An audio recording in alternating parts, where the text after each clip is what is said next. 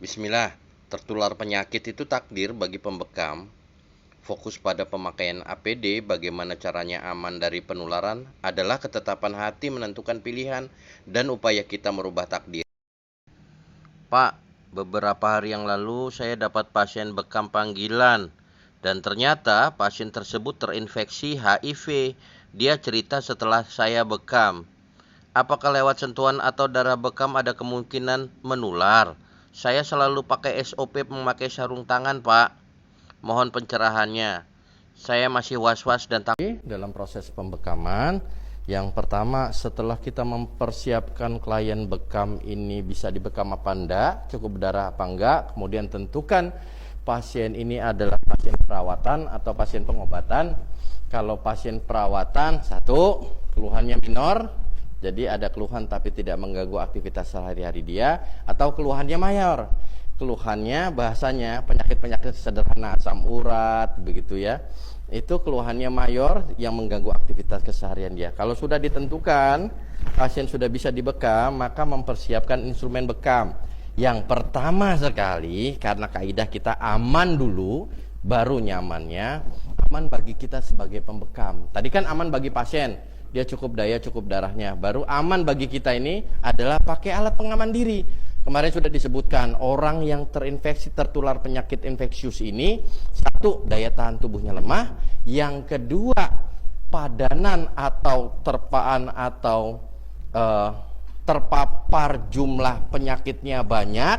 Yang ketiga, gara-gara nggak ada halangan dan rintangan ketika kita membekam. Satu, kenapa kita harus pakai handscoon? Kemarin sudah disampaikan bahwa penularan penyakit rata-rata gara-gara sentuhan. Sekalipun handscoon ini enggak standarnya medis, gitu ya. Handscoon ini enggak standarnya medis, maka kita ikhtiar kita pakai sarung tangan. Oleh karenanya, kalau kita pakai handscoon, pastikan ketika bekam enggak kena darah, gitu ya. Yang kedua, kenapa kita harus pakai surgical gown?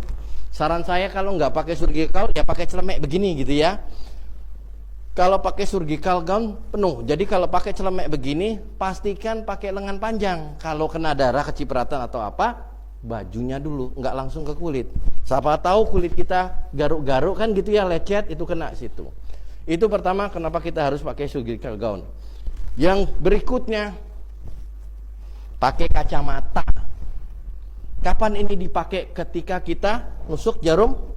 Karena kemarin sudah disampaikan proses bekam itu cupping, toreh, cupping. Ketika cupping pertama itu terjadi perbedaan daerah yang di cup sama yang nggak di cup, maka yang daerah yang di cup itu punya tekanan. Sehingga ketika tusukan jarum bekam atau torehan bekam itu kena kulit tadi, ada kemungkinan tekanannya kuat dan nyiprat.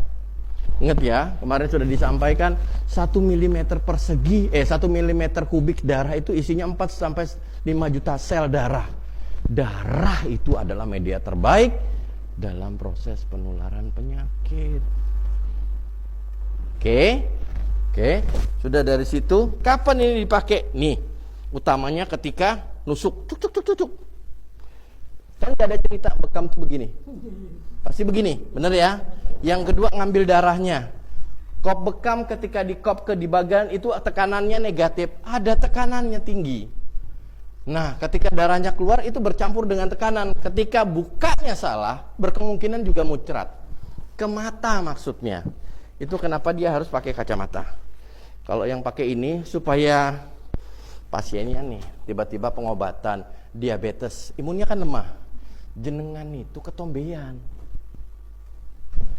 Naik motor, bekamnya itu tadi mau ke bekamnya, ini takutnya ketumbenya masuk mikroorganisme kena yang bersangkutan, imunnya kan lemah, takutnya dia tertular. Yang kedua, biar MMD lah, mirip-mirip dokter.